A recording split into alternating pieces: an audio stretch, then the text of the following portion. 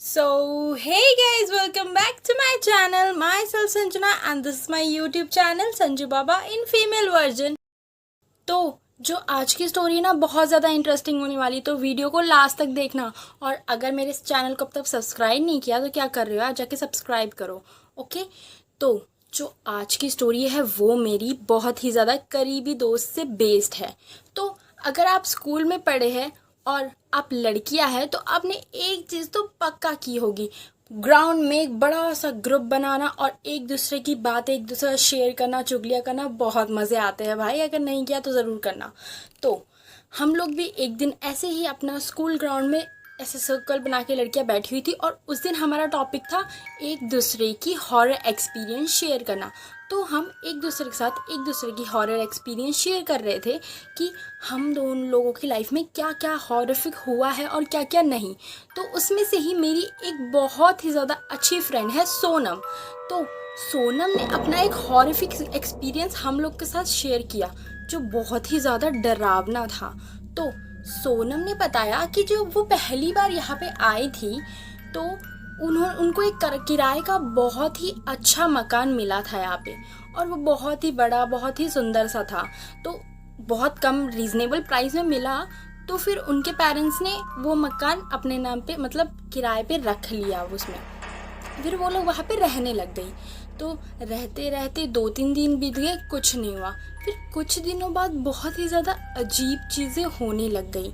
जब सोनम और उसकी जो बहन थी वो सोती थी तो उनको ऐसा लगता था कि कुछ तो हमारे ऊपर ऐसे बैठा हुआ है।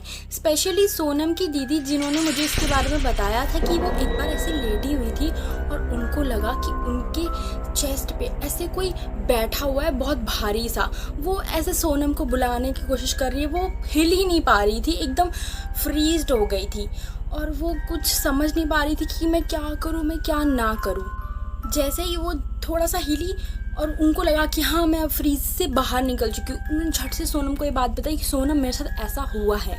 सोनम ने थोड़ा इग्नोर किया इस चीज़ को कि शायद मे बी उनका सपना होगा, तो ये चीज़ उन्होंने इग्नोर कर दी। फिर एक दिन क्या हुआ, सोनम और दीदी को एक साथ बहुत ही अजीब सपने आने लग गए और वो एक साथ ही रात को उठ के एक दूसरे को बोलने लग गई कि मुझे ऐसा सपना आया था सोनम, मुझे ऐसा सपना आया था। और फिर बहुत ज़्यादा वो लोग डर गई थी ये चीज़। और फिर धीरे धीरे उनकी मम्मी को भी ऐसे हॉरिफिक एक्सपीरियंस थोड़ा कभी कभी महसूस होता था कि उनके आसपास कोई है। उनको ऐसा चीज़ महसूस होने लग गया। वो इस चीज़ से बहुत ज़्यादा डर गई थी।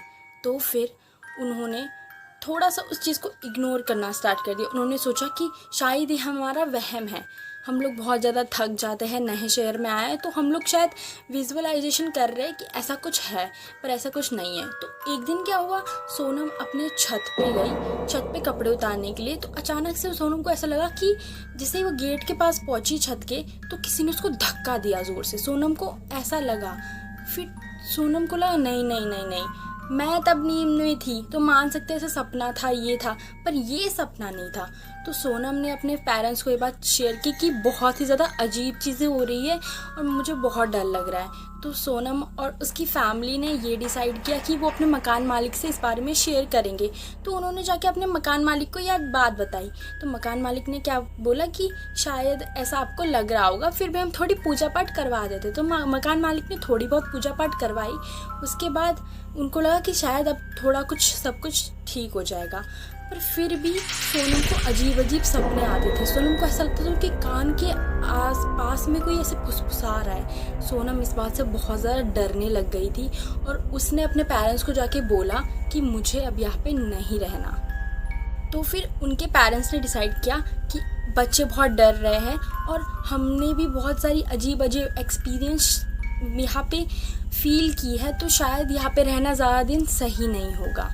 तो उन्होंने डिसाइड किया कि हमें यहाँ से चले जाना चाहिए। तो सोनम और उसकी फैमिली ने वो घर छोड़ दिया और फिर लकीली उनको हमारे कैंपस में एक क्वार्टर मिल गया, तो वो लोग क्वार्टर में ही रहने लग गए।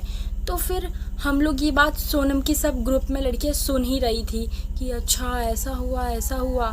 तो फिर उसमें से ही मेरी एक फ्रेंड थी, उसने बोला कि सोनम तू कहाँ रहती थी, मतलब जिस घर में तू रहती थी उसका एग्जैक्ट एड्रेस क्या था। तो सोनम ने बताया देख मैं यहाँ रहती थी, यहाँ पे पास में एक चर्च था वाइट कलर का और मेरा घर यहाँ पे था, ऐसे ऐसे ऐसे ऐसे शेयर किया सोनम ने लोकेशन।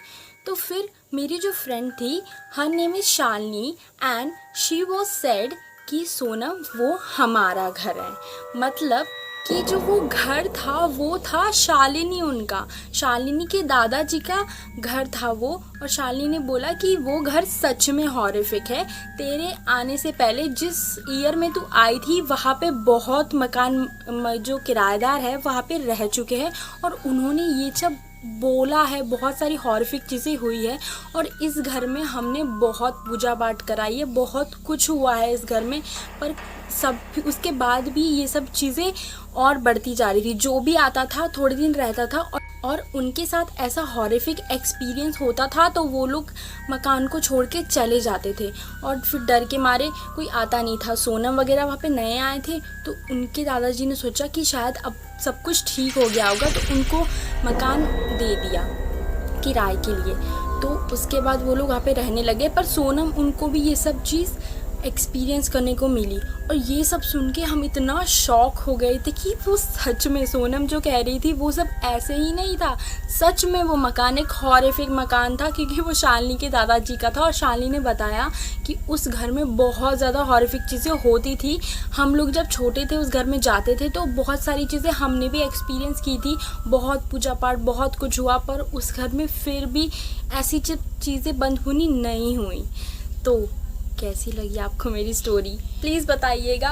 और अगर अब तक आपने मेरे चैनल को सब्सक्राइब नहीं किया तो क्या कर रहे हो यार, जल्दी से सब्सक्राइब करो, लाइक करो, शेयर करो। Thank you. अगर आपको मेरी वीडियो ऐसे ही पसंद आती है तो let me know in the comment section कि आपको और कैसी कैसी स्टोरीज़ चाहिए और आप मेरे साथ अपनी स्टोरीज़ भी शेयर कर सकते हो ताकि मैं उस स्टोरी पे बहुत प्यारी सी वीडियो बनाऊँ। Thank you, bye bye.